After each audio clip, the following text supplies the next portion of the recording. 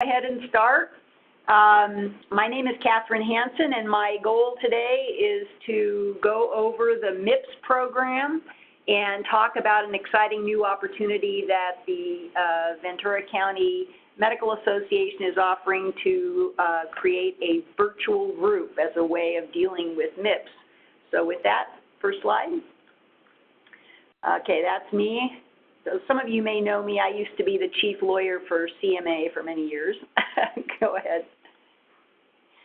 Okay, well, we all know Mips is a little bit confusing, and I know many in this audience have been participating in Mips through an ACO, so they really haven't had to deal with it that much. But I'm going to go through the overview and then the specifics of how to set up a Mips plan for your practice. So next slide. I think you all know now that Mips was the result of the repeal of the SGR, and that's what we got. So the big thing about Mips is that it's set up for the entire country, and consequently it is incredibly complex because the delivery system in the United States is very complex. Wasn't done with that one. Can you go back? Oh, wrong direction. Hold on. Sorry. Okay. There we go. But what we're going to focus on is how to actually make a plan for your practice. So when you focus in on your practice, it really isn't as complicated as it seems when you listen to webinars that talk about Mips generally. So the goal, of course, first is to avoid the penalty.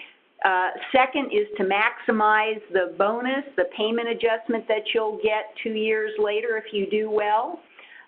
There are 4 categories that apply in Mips for those who are not in ACOs: quality, promoting interoperability, the renamed meaningless use, improvement activities, and cost. Cost is one that those of you in ACOs have not been dealing with.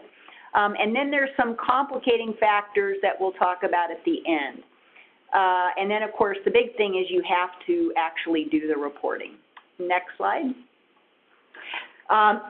For this year, 2019 performance year, we are going to be looking at a 7% penalty for those who do nothing. So the stakes are getting very, very high, and you can see that next year is going to be even worse.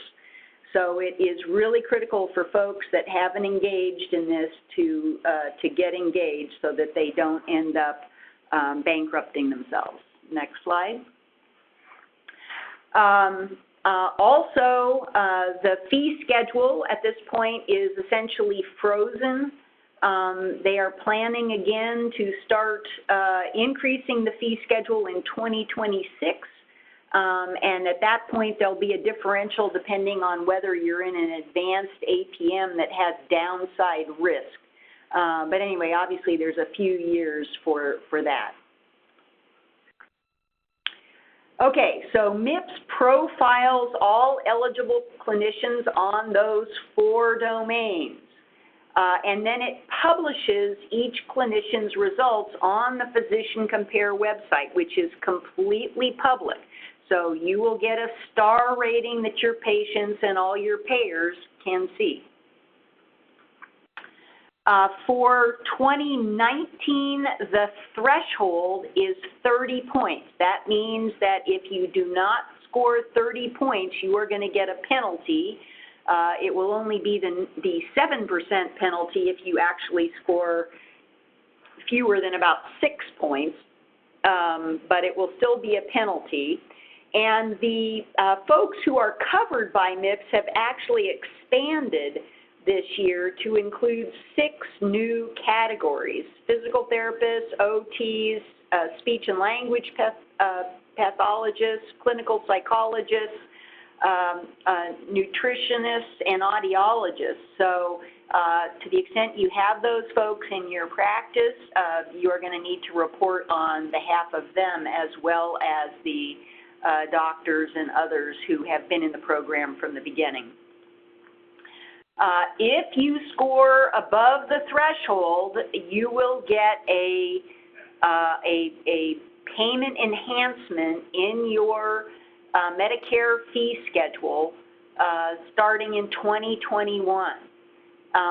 But this is a budget neutral program. So basically everybody who loses the money that they pay in penalties goes into a pool that gets divided up by the people who win.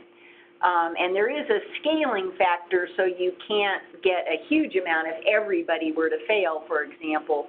But at least at this point, we're nowhere near worrying about that because the threshold is still low. There's also another $500 million in money to be paid to those who have exceptional performance. Once the program is fully functioning, that will kick in at the 25th percentile above the threshold. But for 2019, it has just been set at 75 points, so that's 5 points higher than it was last year. And as I mentioned, there is a cap, but we're not going to be close to the cap. Next slide. Those who are below the threshold get a penalty, 7% for 2019, and it goes up to 9% next year.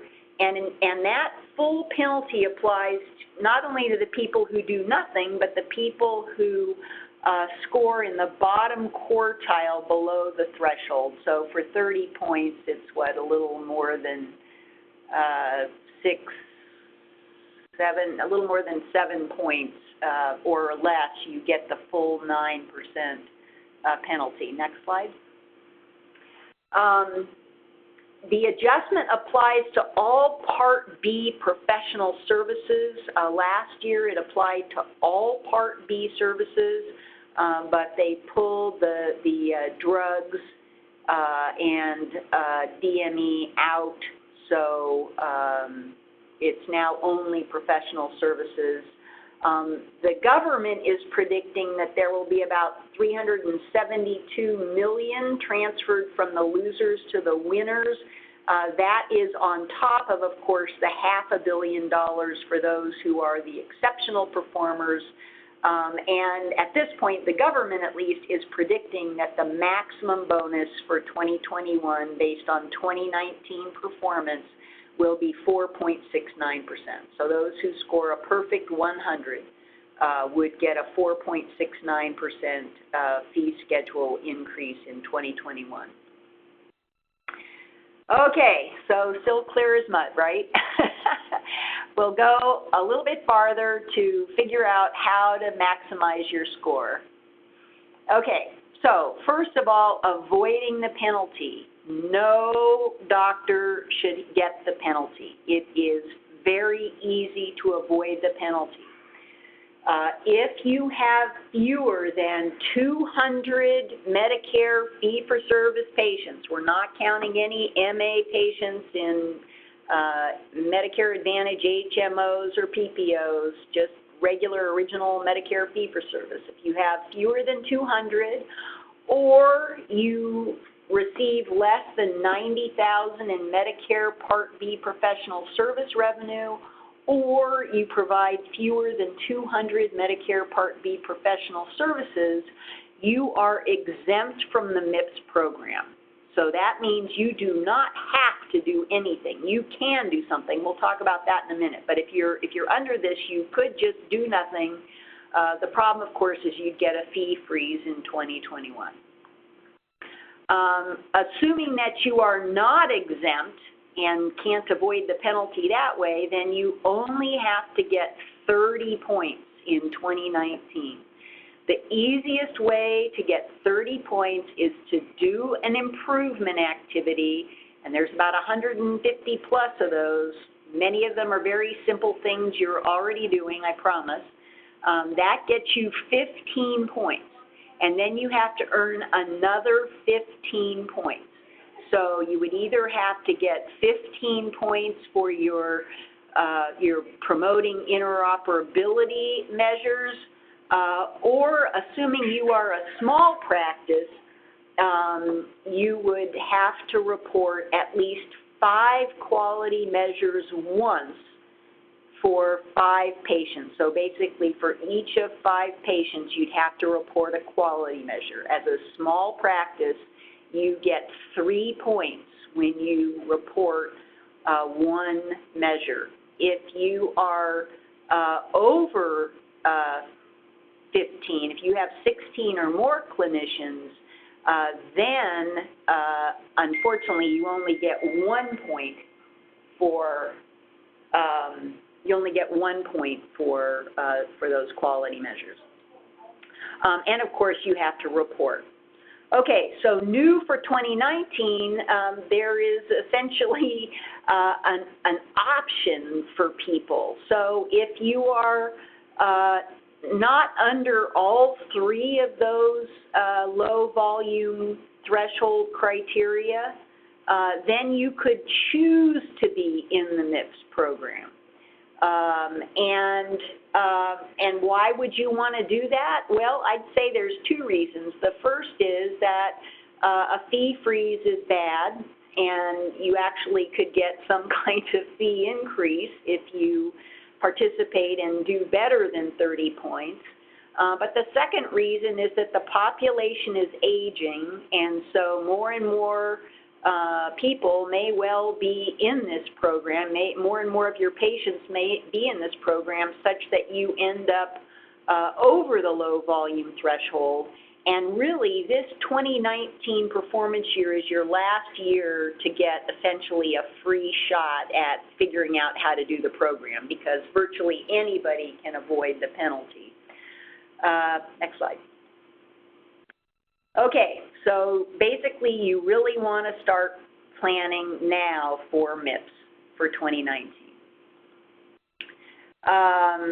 Again, going forward, this will be a complete winner and losers program probably by the 2021 or 2022 performance year. At that point, the threshold will be set at the median or the mean, meaning that, you know, probably half or more of the docs in the country, or all the people that are Mips eligible, will be losers, and all of that money will be transferred to the winners. So this is the government's chart. You can see they're assuming that that will be a significant amount of money for those who do very well. The other thing, of course, is that unfortunately although the fee schedule is frozen, the costs of operating your practice are not. Again, these are the government's numbers of what they think is going to happen to practice inflation over the course of the next several years. And of course, it's not just the Medicare program, right? It's all of your commercial business really is going to go this direction. And of course, as I mentioned, everything that happens here is published on Physician Compare, and so patients may well start using that as a way of selecting their physicians. And whether they use numbers are probably more likely now they're going to use star ratings. We all know as we shop for other things, generally speaking, we prefer to get 4 or 5 stars than 1. So this is serious stuff. Okay, so to maximize your bonus, clearly you have to make a plan, and that requires that you pick the quality measures that you're going to do the best on. You also have a choice of 3 or 4 different reporting mechanisms, claims, registry, or EHR. There's also the CMS web interface and QCDRs, which we'll talk about in a minute. You have to understand what's required for the new meaningless use, the promoting interoperability. You have to pick your improvement activities and then decide whether to report as a group if you're not in solo practice. As far as performing goes, quality is now a full year project. So you're going to report your quality performance for the entire 2019 calendar year. For promoting interoperability and improvement activities, you only have to report for 90 days. And of course, you are going to have to make the reporting deadline in 2020 to get this information on your performance to CMS. What about groups? Well, if you're going to report as a group, you have to report as a group across all 4 categories. And of course, everybody in the group is going to get the same score based on whatever the group's performance is, and the same fee schedule adjustment will be applied to everybody's 2021 claims. You cannot use claims-based quality measures unless you have a group of less than 16. If you do, then you can use those. And groups of more than 25 can use the CMS web interface, which we're going to talk about. Next slide. What about individual reporting? Well, in that case, everybody who's a Mips EC, including those 6 categories that were added for this year, are going to have to report separately. They're each going to get their own personal score, and their fee schedule adjustment will be based on that personal score. Again, you can use claims-based quality measures if you have fewer than 16 clinicians in your practice. So it used to be that individuals could report claims regardless of the size of the group. That is no longer true. You have to be in a small practice in order to use those. You're going to have to report if the individual practice exceeds all 3 of those low volume threshold criteria, the 200 patients, $90,000, and 200 services. Otherwise, each individual would have that choice, assuming that they did at least the 200 services as to whether to report. But if an individual is below all 3 of those criteria, they didn't even do 200 services, then they cannot report. They are excluded from MIPS. Okay, well, obviously the advantage of group reporting is that it's easier. And in case you have competitive people in your practice, it's less likely to create, bad feelings.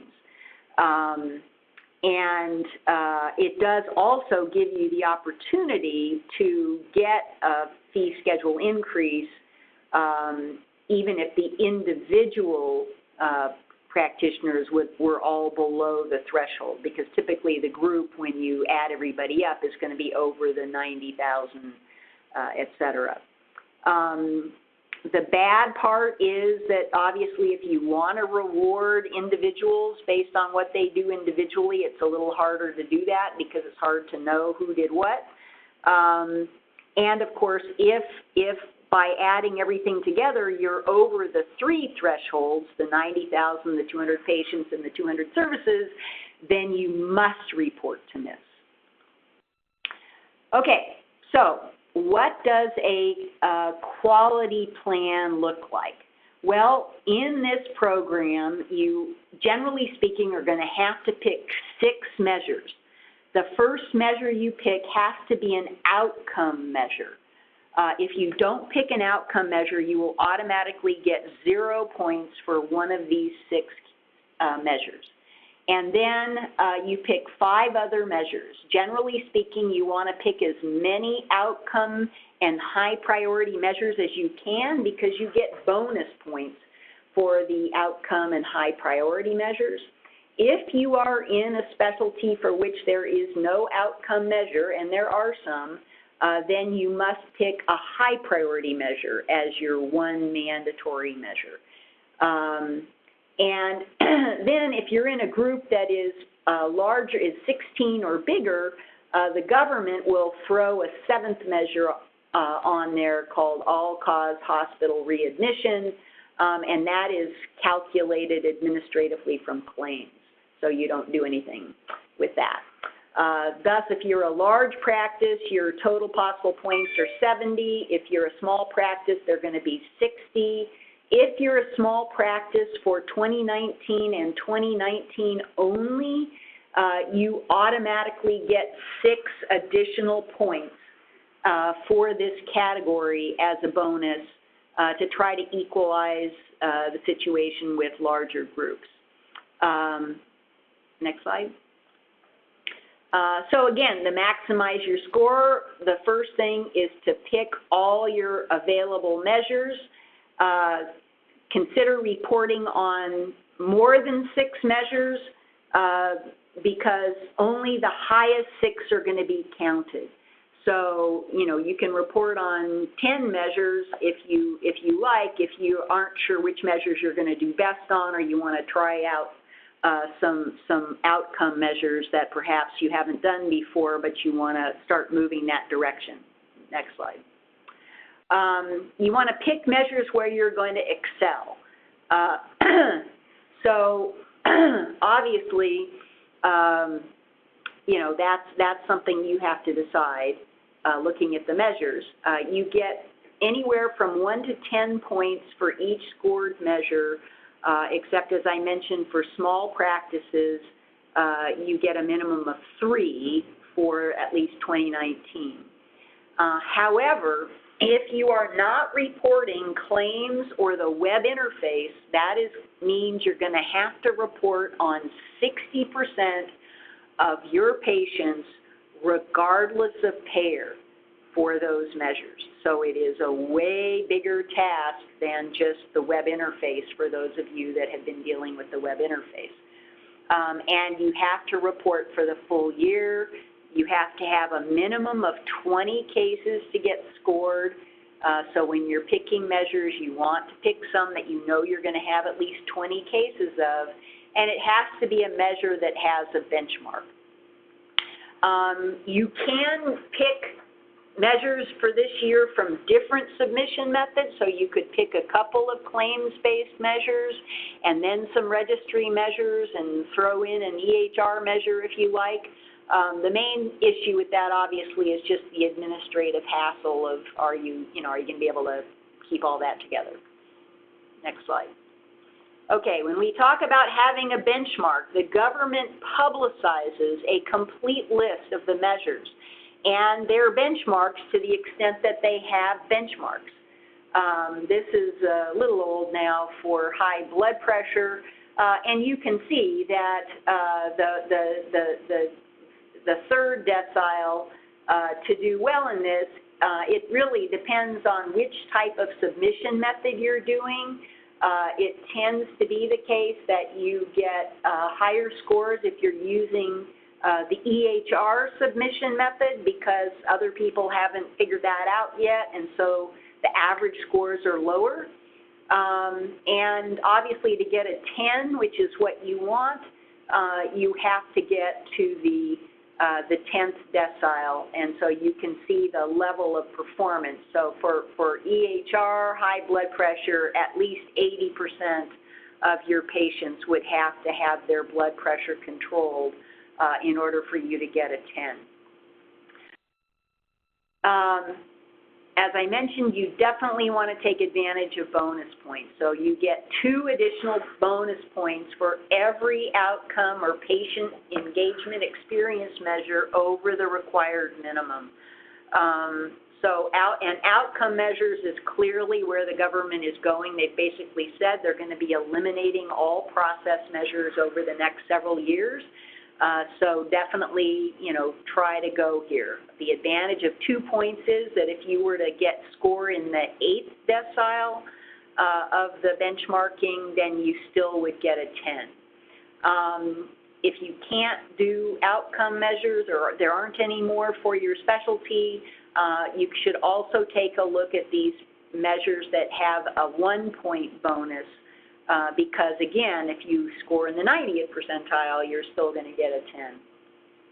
Bonus points are capped at 10% of the potential performance score. So the most you can get is 7 if you're a large practice or 6 if you're a small practice.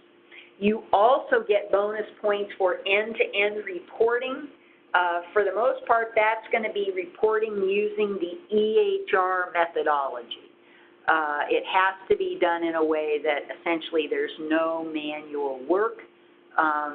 it's sometimes possible to use a registry for that if you can set it up with your registry to get all the information necessary for reporting extracted out of your EHR. You also have to report for the full year, and you also can get improvement points. So for those of you that were in the ACO that is terminating, that's probably not possible because, at least as I understand it, your scores were already stupendous, so you're probably not getting any improvement points. But if they were bad, then you can get up to 10% for improvement. And your final score is basically all the points you earned divided by all the points that were possible, not counting those bonus or improvement points. And then you add in the bonus and improvement points, and you get a total of that cannot be above 100%. So moving on to promoting interoperability. Promoting interoperability is completely changed from what you did last year. I suspect most of you did report on promoting interoperability if you were not exempt from it. For this coming year, there is not a base score and a performance score. There is just a performance score. The only thing that is required across the board at the beginning is to complete your HIPAA security risk analysis and any remediation, and you should be doing that no matter what because the penalties for a security breach at this point are draconian, to put it mildly. As far as the performance side goes, there's basically 6 categories that make up the 100 potential points that you can get. The first one is e-prescribing, which I suspect most of you are doing and doing very well on. The second is getting your patients on your patient portal. That is worth up to 40 points. And let me say, for all of these, if you don't do one, unless you are exempt from that measure, you get a 0 for this whole category. So again, this is completely different from last year where you got to earn whatever points you could, however you could. In this case, you have to do at least one of each of these 4 mandatory things, or you get 0 for promoting interoperability, which is 25% of your score. But getting your patients on the patient portal is definitely the biggest, the place you can make the most. That is worth 40 points. Then there is the sending health information and receiving health information electronically, and the receiving part basically has incorporated the clinical information reconciliation within that measure. Both of these are worth 20 points each. You can be exempt from one or both depending on whether you receive or send more than 100 patients worth of this stuff. And remember, we're talking about all payers, not just the Medicare program. If you are exempt from one or more of these, then the points will shift to the other one. If you're exempt from both, I think they probably all shift up to that patient portal. And then the final place for points is reporting to 2 different public health agencies or clinical data registries. So basically, you have to be what the government calls it in active engagement with these folks, and basically that means for 2019 that you're at least getting yourself set up, and probably better yet, you've actually been transmitting data. We have looked into it. There is a fantastic free registry for smoking. So we would urge everybody to sign up with that because that'll be one of these 2 registries. Otherwise, if you're doing the immunization registry, that will work. There is a new registry for advanced directives in the county, and that would be another option. Those of you that are specialists and use a clinical data registry for your quality measures, that will qualify. But you definitely need both, because remember, if you don't report, if you're not in active engagement with two registries, or exempt. So the other thing you can do is if you are in active engagement with the smokers one, let's say, but you don't do immunization, so you would be exempt from the immunization registry, then that's fine. You just have to be either exempt from two, reporting to two, reporting to one, and be exempt from one. And there are like 5 different choices there, so you just have to be exempt or reporting to 2 of them. But if you don't, if there's 2 open to you and you are not reporting to them, you will get 0 for the entire PI category.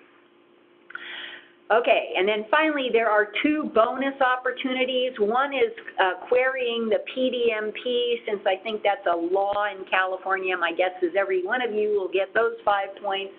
And then the second is verifying opioid treatment agreements. This is part of the government's huge push to deal with the opioid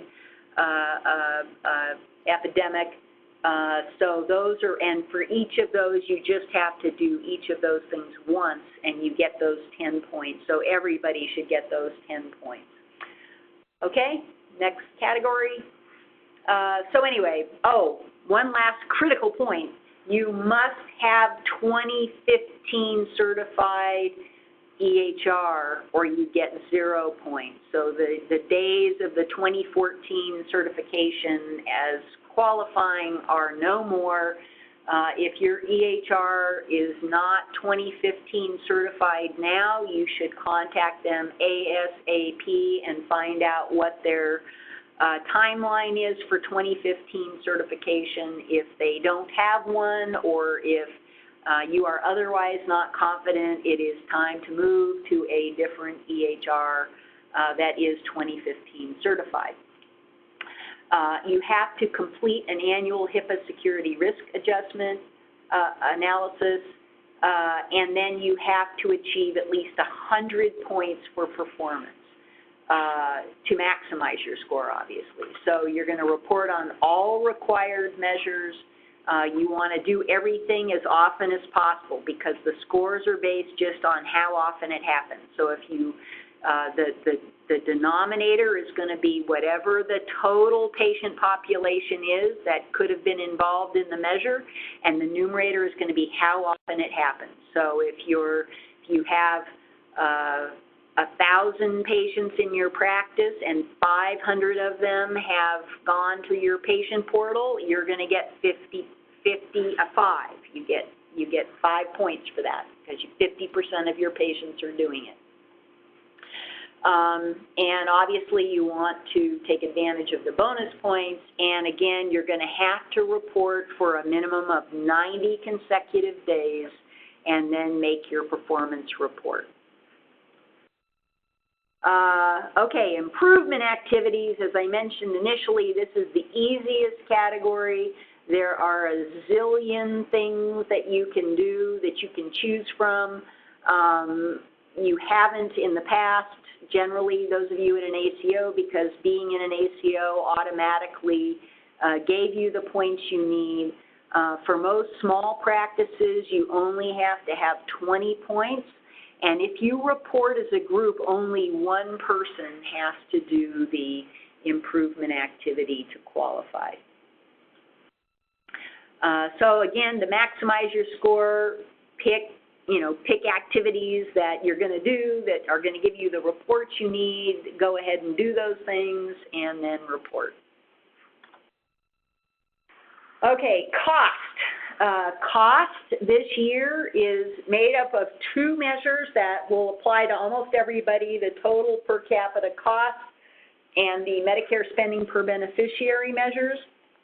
And then there are a series of specific measures that will only apply to the people that do those things. So if you're not going to do any of those things, then those specific measures will not apply to you. Essentially, your score is made up of all the measures that do apply to you divided by whatever your score is. So that's how you get your cost score, and it is worth 15% of your total. How do you maximize this? Well, for those of you that have not previously looked at your QRUR, you have another couple of weeks to go check that out before they all are removed. Those were from the value-based modifier program, and they actually had patient-specific information for you of how you were doing. Otherwise, you can look at what happened last year if you reported in a way that you would have costs, which probably most of you don't.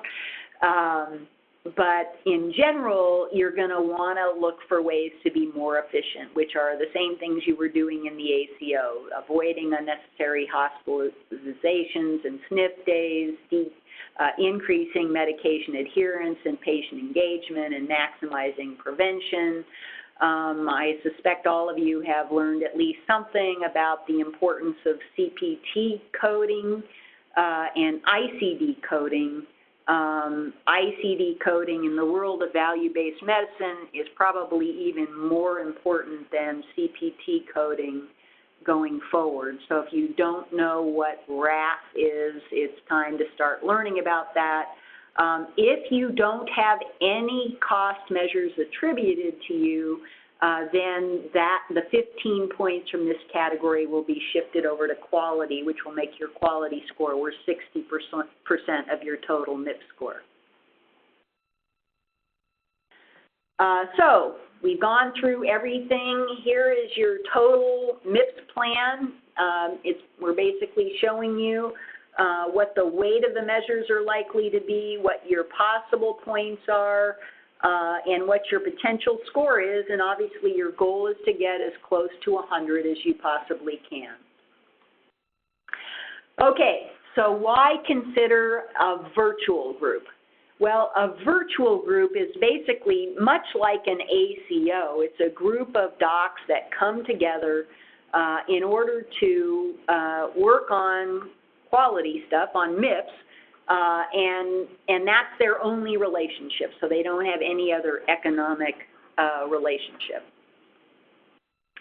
Why would you want to join a virtual group? Well, probably the most important reason is that you can do web interface reporting. Remember, to do web interface reporting, you have to have a minimum of 25 MIPS-eligible clinicians in the group, and so the vast majority of you don't have that alone. So this virtual group, assuming it gets that many people, would then be able to do web interface reporting. And that means you've already done web interface reporting. In fact, for 2019, there will actually be fewer measures in the web interface. So you don't have to pick measures, you don't have to learn new measures. You already know how to do the web interface reporting. Also, and importantly, the web interface only applies to Medicare patients, and it only applies to the sample that CMS selects. So that is a whole lot lighter lift than trying to report on quality measures for 60% of all of your patients, regardless of payer. And as the specialists in the audience know, the specialists have virtually no obligations under the web interface. Another benefit of the virtual group is, as I mentioned before, for a group, only one person in the group has to do improvement activity to get the 15 points for that domain. And so the virtual group will find one practice that's willing to do that, and that will take care of that for everybody. You also will not be alone. You will have the support of the VCMA and QVH systems, to help you through this process. And then assuming that you are interested and there's a new ACO in 2020, you will have continued on perfecting your CMS web interface performance, which will then likely carry on into 2020 in your new ACO. How do you join? Well, you have to be a VCMA member, and then you have to read and agree to the terms of the virtual group participation agreement. You have to complete and sign that agreement. Your practice name has to be there exactly as it appears in PACOS. So if you have spelling mistakes in your PACOS filing, please continue to put the spelling mistake on this application. The government basically matches these to PACOS. And then you have to complete the Schedule A spreadsheet, which will include the names, credentials, specialties, and NPIs of every Mips eligible clinician who bills through your TIN, and that includes all the folks that have been Mips eligible clinicians as well as those 6 new groups that have been added on. And then finally, you have to deliver that completed paperwork and payment to Mary Carr by 5 o'clock on December 26th. That is because the government has a hard deadline. If this information is not in, you will not be in. There's no flexibility on that.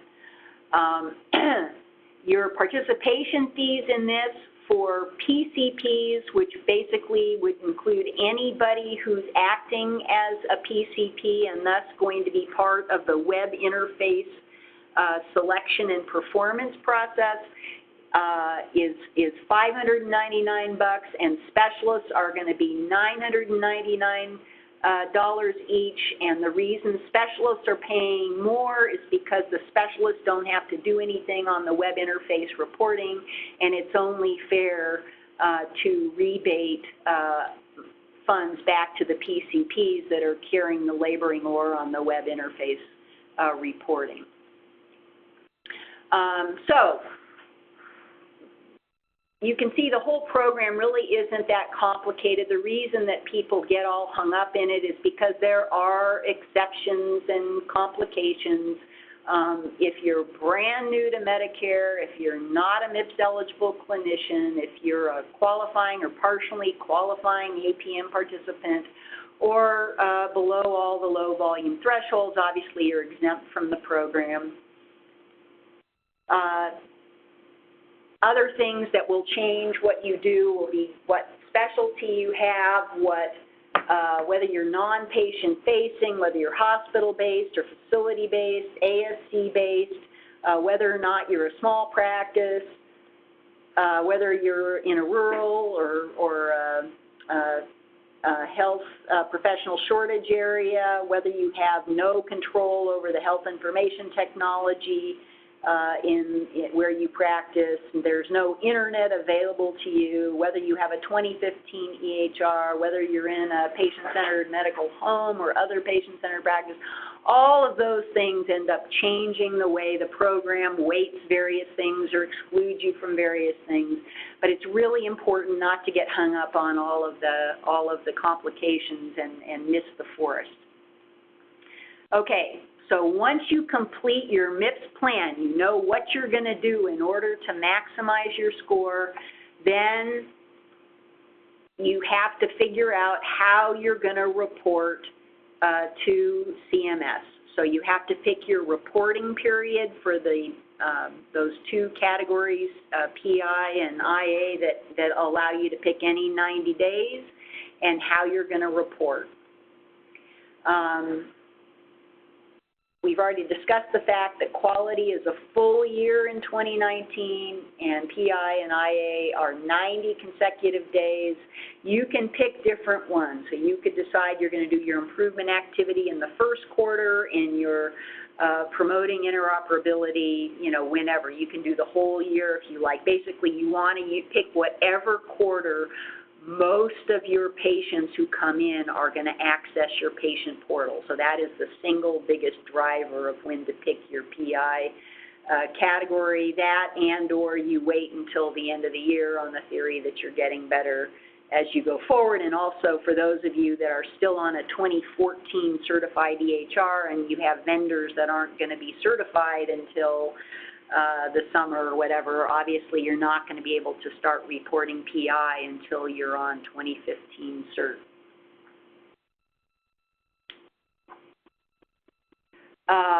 How do you pick how you're going to report? Well, obviously, how much is it going to cost, how hard is it going to be, and how well will you do? You have a lot of options. Some of the EHR vendors will do this for you, sometimes without charge, sometimes with charges that are probably too high, maybe. You can use a qualified clinical data registry. Some of you who are specialists may be involved in your specialty registry, and typically those registries will handle not only quality but the other categories of reporting.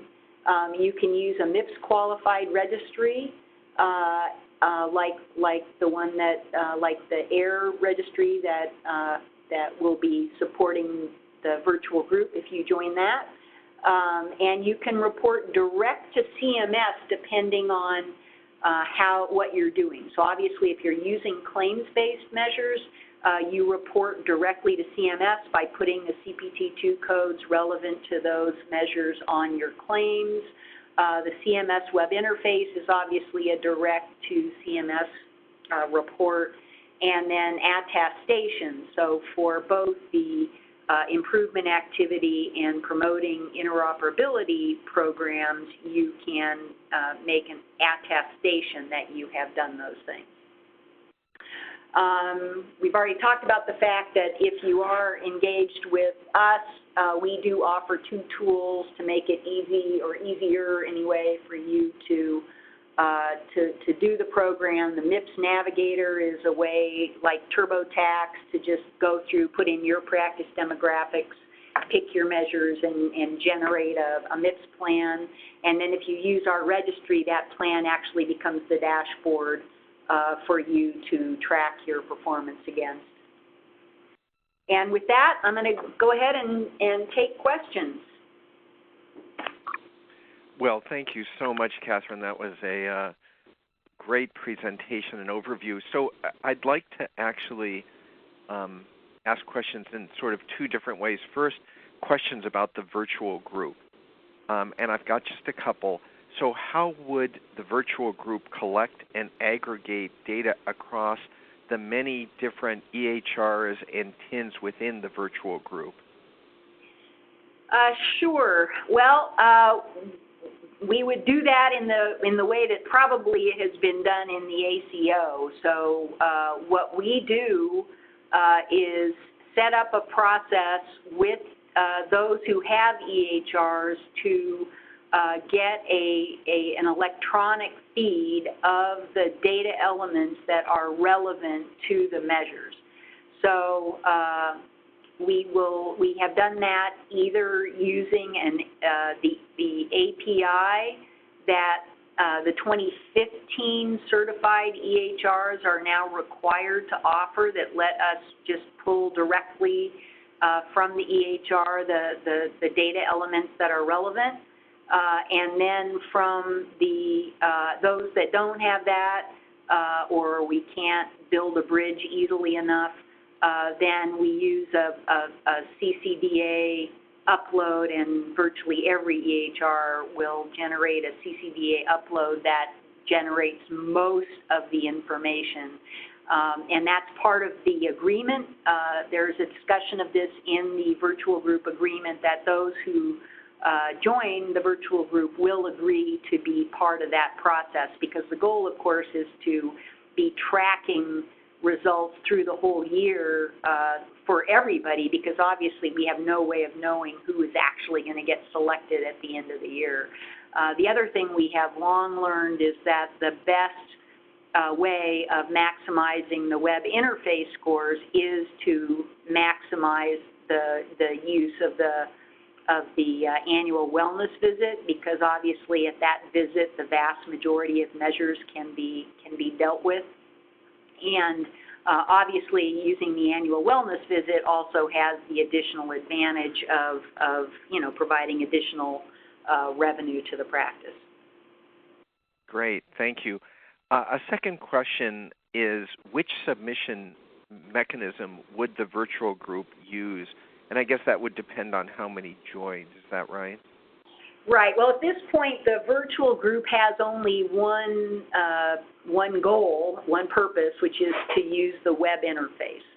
So if the virtual group didn't get enough people to use the web interface, I think the virtual group probably just wouldn't go forward because it wouldn't make sense at that point. As a practical matter, as I think I mentioned earlier, in order to get scored on any measure, you have to have a minimum of 20 cases. So that means that the virtual group would have to have enough primary care physicians or primary care people who are functioning as primary care physicians, that they would have at least 20 Medicare fee-for-service patients meeting each of the measures that are there. And at this point, some of the measures that have been the most challenging are actually being eliminated. So the diabetes eye exam is no longer going to be counted. The statin measure is no longer going to be counted. So it's actually, I think there's only 10 measures left in the web interface, and of those, 3 are still not scored. So the depression remission at 12 months is still not being scored. Medication reconciliation after discharge is still not being scored. So it's a relatively, I mean, compared to some of the other options here, it is definitely the easiest way for people to meet the Mips quality requirements. Yeah, it sure sounds like it. A third question I have is, as a virtual group, what workflow or other tools would the virtual group help members use to prepare for reporting and be successful? Well, as I mentioned, we have strongly supported the use of the annual wellness visit and have a number of tools for practices to help them with that, including a billing a billing sheet for that. For the annual wellness visit, which includes all the additional things that can be billed at that point. To the extent that we have data, that will all be in the AIR portal, and so the AIR portal basically aggregates all of the patients who are we think are going to be reported on, and lets you see whether the measure's been completed or you're exempt or it still has work that needs to be done. Obviously, we can do that to the extent that we have data, so that's why we have to get data. We have actually put a request into the government to see if there's a way that we can continue to get a claims feed for the practices that are in the web interface, in the virtual group, so that we can automatically basically get all the qualification and demographic data for the population, but we haven't heard back yet, so we're not sure about that. Obviously, that's one of the advantages of being in an ACO is that you get the CCLF feed, and the CCLF feed basically gives you all the demographic information that for most of the measures is able to tell you whether patients qualify or not. Yeah, that's helpful, and you're right, that would be difficult without. Along those lines, what other operational elements would the virtual group need to address all the reporting requirements for each category? Well, the only other reporting obligation, as we've mentioned, we will find one practice that is willing to do the improvement activity and report that, and that leaves just the promoting interoperability. And every practice will have the same obligation to report promoting interoperability through the virtual group that they would if they, regardless of what choice they make. So in other words, as a specialist, if we were able to get over 25 doctors, the one component that every office, including specialists, would have to do is the promoting interoperability. Is that correct? That's right. The only exception to that would be if it's a specialist who is hospital-based or a specialist who is not patient-facing, a diagnostic radiologist or pathologist, for example, then they are exempt from the promoting interoperability category, so they do not have to report. Could hospital-based physicians and, like you said, non-face-to-face physicians such as pathologists or radiologists participate in a virtual group? Absolutely. They can. But they would actually then do nothing. Well, yes. Okay. That's fine. Yeah, it's basically the same situation as you have with an ACO. Sure. I mean, obviously, the goal, and I would just say across the board, the goal for anybody that gets into any of these things is to start learning about value-based medicine and about population health and about how you change the way you practice in order to increase the value of the care that patients receive. And as a practical matter, that is where the system is moving. So increasingly, every payer is going to be paying as much based on some type of quality and efficiency metric as they are on what the actual services that people do. So it is really critical for physicians who are not, on the verge of retiring to start engaging in this stuff. And certainly being in the virtual group, we will be, at least sending some information out about various aspects of that. So just a couple of more quick questions. I'd like to pivot over to the individual practices alone, so sort of leaving the whole area of virtual groups, just to kind of perhaps get your opinion more than just the facts of what they are. Is there any real reason for somebody, if their goal was to maximize their bonus in 2019, they would have to report on 60% of all their patients in their practice starting January 1st for the quality and do all the other elements. I mean, it just seems somewhat overwhelming, so that if your goal were really to say, I want to maximize my bonus for 2019, is there any reason for individual practices to do that alone? Well, I agree for many practices it's going to be a daunting task, especially practices that have really not dealt with the Mips program at all because they've been in the ACO and they're a specialist. Yes. However, there are practices, in fact, practices in the ACO, specialist practices who have been in multiple ACOs who are really on top of everything.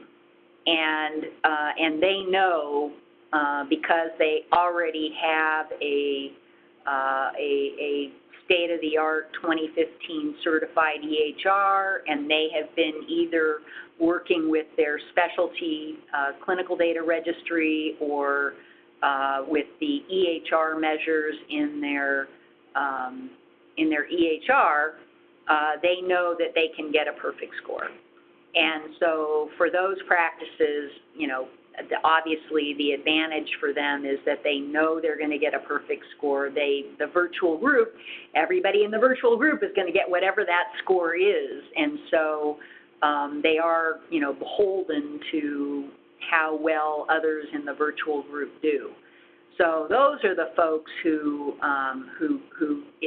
they might decide that it made more sense for them to go it on their own. Go it on their own. And then the last question I have is, it seems like 2019, this year starting in 12 days, if your goal is simply to somehow tread water for one additional year and minimize the penalty, you're willing to give up whatever bonus, and you seem to care little for the physician compare profile on you, and you simply wanted to get the threshold 30 points. It seems like doing the improvement activities and then doing 5 quality scores for one patient is not burdensome this year alone. Is that your opinion? And for those who basically said, I just want to get through the year and really figure out what I'm going to do with this whole Mips world and quality reporting in 2020, is that really as easy as it seems from your presentation? I would say that for people who really are going to retire, yes. Yeah. Yes, that would certainly be an option. I mean, I don't know, well, it could be a little bit, for a primary care doc, that option could be a little bit easier than being in the virtual group. Obviously, for a specialist, nothing is easier than being in the virtual group. Yes. But yes, if you're really going to retire, so that your need to learn how to do Mips is basically just not there, then it makes sense to do that. If you're not retiring, then I personally think it is a huge mistake to do that, because as I mentioned, remember, for 2019, it's a 7% penalty and a 30-point threshold. For 2020, it's going to be a 9% penalty, and I think the threshold may have been set, I think it's like 45, okay? Mm-hmm. So basically, unless you're doing incredibly well on your promoting interoperability, meaning that you've really got all your patients using the patient portal actively, and you're sending and receiving CCDAs for every patient that you transfer and receive, so that you're going to get a full 25 points or something close to 25 points in PI, then unfortunately this cost thing is kind of a complete, you really don't know, right?